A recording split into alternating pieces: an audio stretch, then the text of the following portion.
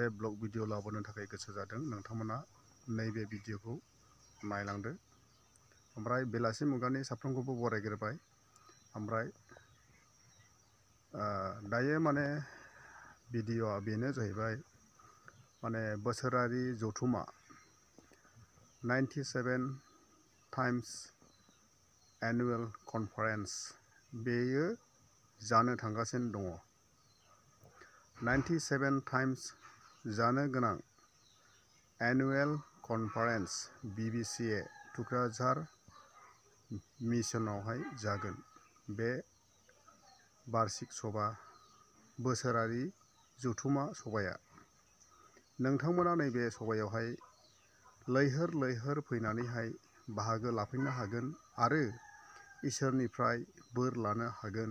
नोंथांमोना नैबे बार्षिक सभा बोसोरारि सभायावहाय खावलायदों लोगोफोर, नैबे एनुअल कनफारेन्स BBCA सभायावहाय बयबो गोरलै गेदेर साफ्रोमबो बाहागो लाफैगोन होननानै आसा एबा मिजिंथिनाय थाबाय। ओमफ्राय बोर लाफैनो थाखाय बयखौबो खावलायबाय नैबे बार्षिक सभायावहाय बोसोरारि जथुमा सभायावहाय।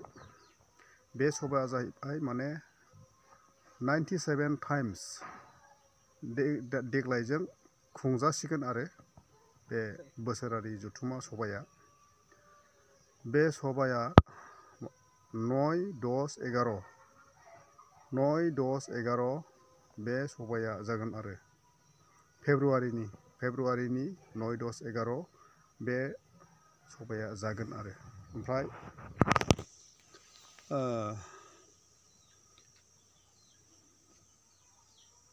ओमफ्रायो बे सभाखौहाय दासिम माने मावगासिनो दङ। माने 9आवसो जागायगोन नालाय एनुअल कनफारेन्सआ, बेनिखायनो खामानिया दासिमबो माने कमप्लिटेड जायाखै। दासिमबो माने मावगासिनो दङ।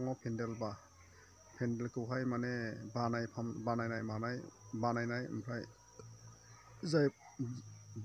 ओमफ्राय गेटफोरखौबो माने दासिम कमप्लिट खालामनो हाथ'वाखै। दासिम माने बानायगासिनोसो दङ।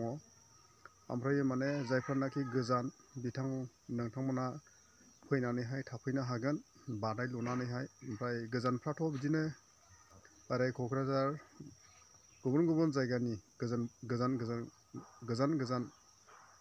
गामि थानाय मानसिफ्रा माने बेफोरबायदि माने पारमानेन्ट न'फ्रावहाय थानो मोनगोन आरो।